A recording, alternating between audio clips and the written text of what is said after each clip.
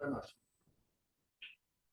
Well, that's pretty much it, actually. But if I can remember in November 1978, when I was at university, turning up at a lecture on a November Thursday lunchtime, where I was the only student to appear at the lecture. It was about Roman foreign policy in the East, so perhaps it wasn't a surprise that at noon on a Thursday, nobody turned up. The lecturer, confronted by me in the audience, got out his lecture notes and just went for it. So I'm really honoured to have such an enormous audience on a late Thursday in November morning. Thank you very much for having me. And I'd just like to explain that, on the one hand, I am an imposter. All I am is really a teacher of Latin and Greek who has wandered adrift in retirement into this project. I also have to admit that I have no qualifications whatsoever other than a degree. I have no teaching qualifications. I've never written anything. I've never read anything. So I really shouldn't be here. And finally, I'm used to 40-minute lessons. So I'm afraid you're going to be late for that. On the other hand, it's been very easy for me this morning, the first languages conference I've ever attended, to realise that the things I have been thinking about relate so much to even the talk we've had here this morning. The issue of reducing pupils to silence is one of the factors which we will address here. And also the idea of bringing languages together, bringing subjects together, making students, whether they be 7-year-old or 25-year-olds, realise the connectivity between languages is one of the things I'm trying to explore. So this World of Languages, Languages of the World project has been going for about 5 years. You can all read Greek, or at least you can all read hippopotamus, I'm sure, which means you can read Greek. This chapter is a 3,500-year-old Egyptian faience, and the joke about WoLLoW requires you to be English and understand the songs of Flanders and Swan, the hippopotamus song, which perhaps may not work in an international audience. Anyway, it goes like this. This is about England and about language learning. It's fascinating that everywhere else it's pretty obvious that you learn English, but the only problem is if you're in an English-speaking nation, there doesn't seem to be any particularly good reason to learn any other language because you're all learning English. So what's the problem? So this is about England, but it may relate to some of the context of your different countries about how language learning is perceived and valued. This book is like a fishing way about the nature of translation. It's a book I would recommend. I just read it last week, but he's got a stronger voice than I have to explain this decline, which runs all the way to university and university departments being closed, etc., etc. Very low take-up, and it is a real problem in England. Okay. Now, as I just explained, I was a boy at King Edward's School, Birmingham, which was founded in 1552 by King Edward VI. This is the boy king.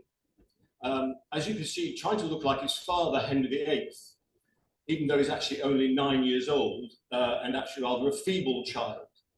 But in England, with the Reformation, they abolished lots of educational establishments, getting rid of the Catholic Church.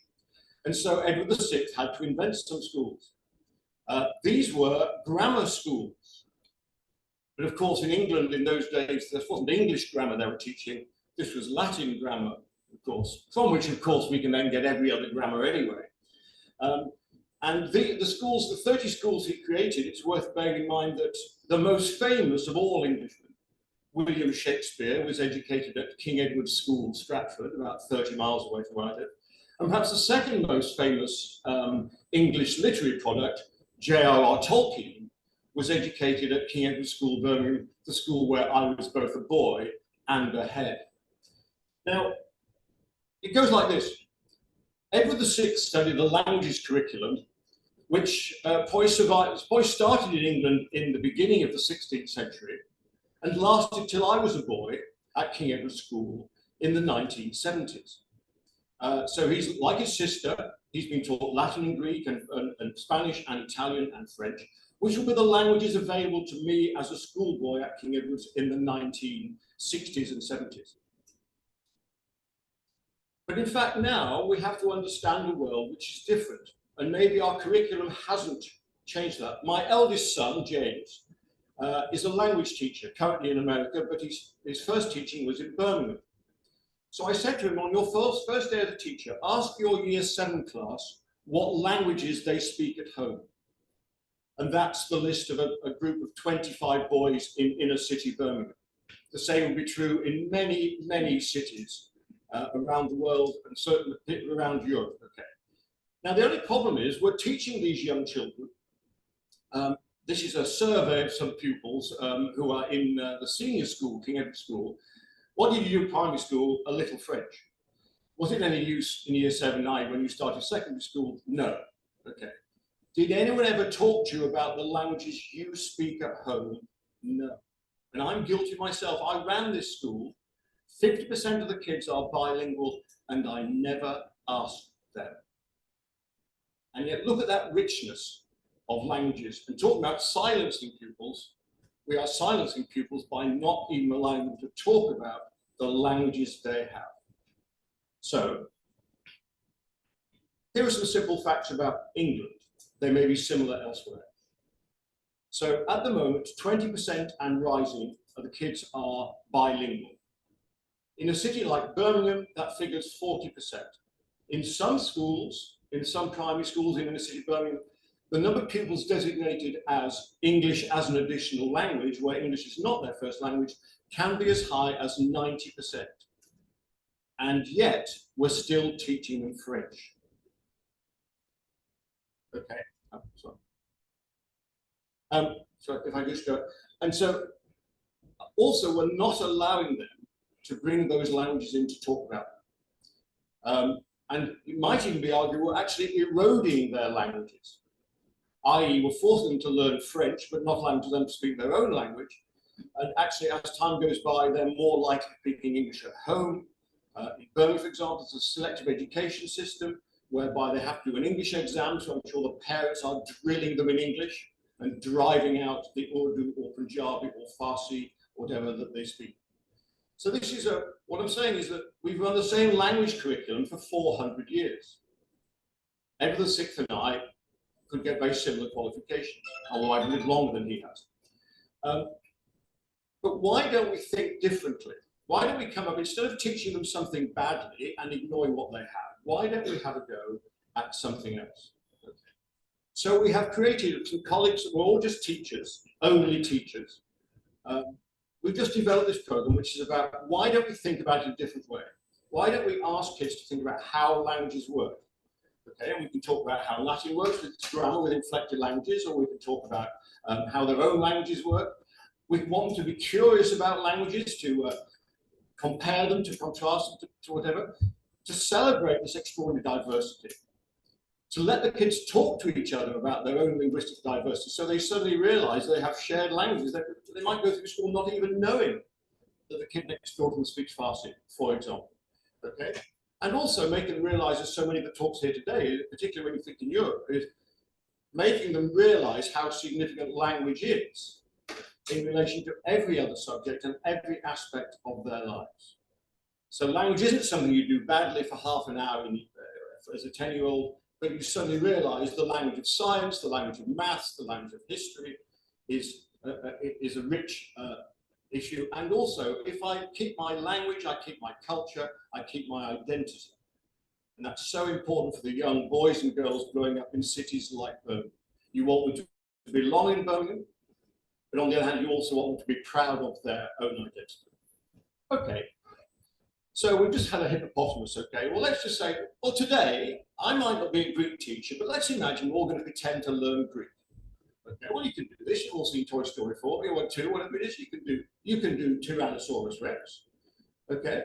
And we can do it like a crossword, where I can recognize some letters and not the other. So all of a sudden, my pupils think that they maybe could do a different script, and maybe therefore more confident when they go to secondary school about learning Arabic or taking the Arabic forward, or even, to keep me in a job, learn Greek.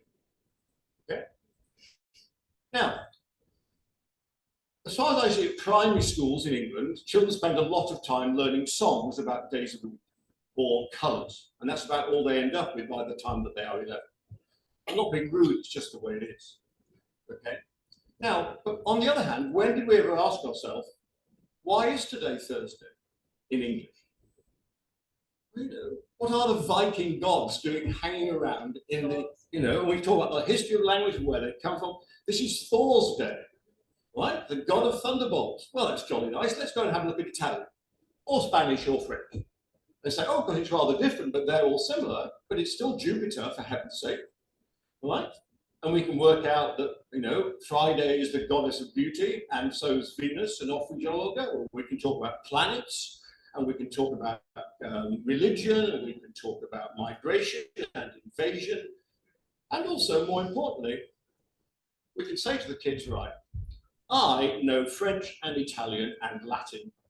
I'm not trying 2 days a week in Latin or Greek, okay, why not? And why are there 7? But okay, go home. Talk to your mum and your dad, and perhaps more importantly, talk to your grandparents and talk to them about their culture, their days of the week, okay? I do like Thunder Day in German. I like midweek on a Wednesday, Mittwoch. That cheers you up a bit. But on the other hand, in Persian, I've just got counting going on, 1 day, 2 day, 3, apart from with the Friday.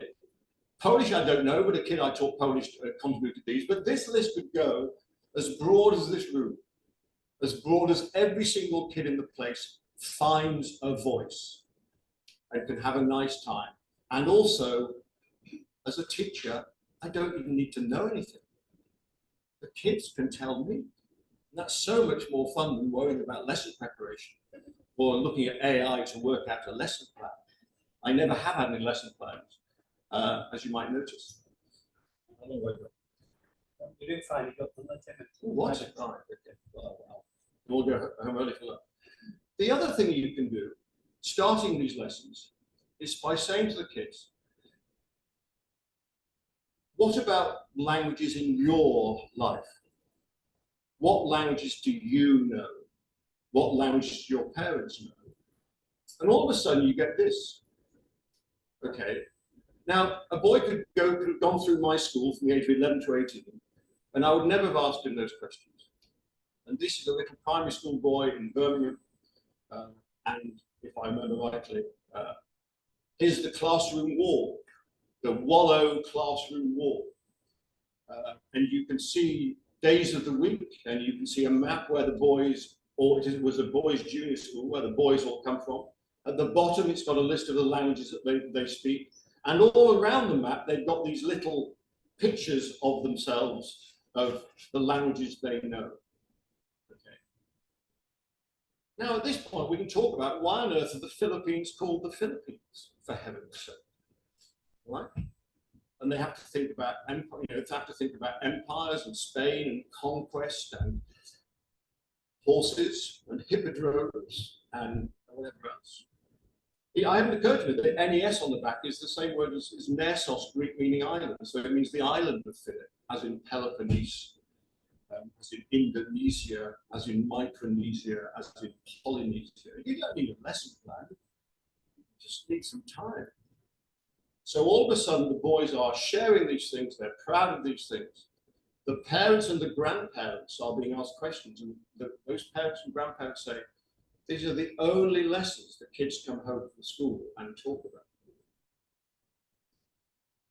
So there's my WoLLoW wall. And basically what we have done, without any method, without any research, between us as a bunch of school teachers, we've just created this resource, which you can go online to our website, which is pretty antique, but we'll be recovering. And all we have done is generate probably 3 or 4 years worth of resources, which teachers can go to this site, download it, use it in any way they want, either as a curriculum, alongside their English, so they're teaching of a language curriculum in English. And it is also being used in international schools. We've got about 600 schools in international schools. We've got about 600 schools who have downloaded our resources around the world. This is entirely Mickey Mouse. I won't say we're completely amateur. Okay, I haven't earned a penny out of this yet. I've just got a free trip to Florence. It's the only bonus I've had out of 7 years' work. And so what we've done is this, and all we are trying to do is ask people to think, instead of just doing what we've always done. When I was a boy at King Edward's, this is Enoch Powell's school, the man with the most famous racist speech in British political history. When I was a boy at King Edward's, there were 3 non-white boys out of 700. By the time I left, there were 600 non-white boys out of 800. And yet we're still standing up in front of them, teaching them the same languages as we taught to Edward VI. If, for example, and that classroom I showed you, I said to these boys, 42 boys in 2 lessons, I said, you're 10 years old, how many of you have been to Istanbul? Because we were showing a picture of Hagia Sophia and trying to work out why a mosque had a girl's name on the back of it. Right? Talking about being a Greek, Byzantine Sophia wisdom building. How many out of 40 have been to Istanbul? Half of them at the age of 10 have been to Istanbul. I've not been to Istanbul. I go to Paris and Florence and Rome. They go to Dubai and Karachi and Mumbai and Istanbul. And yet what we're offering them is paying no attention to that, to the lives that they will lead. And we had a conference a few months ago where Andy Street, the mayor of the West Midlands, he introduced it, another King Edward's product, where he said, this is a civic issue. What we teach our boys and girls when they're this age is going to form their character, their sense of identity, their sense of belonging, and their relationship to the wider world. And the more they value that wider world, the richer their own lives are going to be in human as well as commercial terms. So instead of teaching something them badly which might be irrelevant to them, we just want to ask the question, is there an elsewhere? Is there a way of thinking about it? So that once these children have, if they've had a really rich, interesting, jolly experience of languages by the time they go to secondary school in England at the age of 11, instead of already being turned off and therefore the line declining of people doing it, then they might want to do languages, want to keep up their Arabic, their Urdu, their Farsi, get a qualification in it, go to SOAS in London, as opposed to doing medicine, which is what most of my kids did. You know, why aren't they, as I said to them, why are you not the British ambassador to Kabul? You speak Farsi, your family's from Afghanistan. Why are we training white people to learn Farsi when you've got it at the age of 11? So that's what we're trying to do. Please join in. Very much. Thanks again, fascinating talk. Very thought-provoking with some great images as well. I love the hippo. No, well,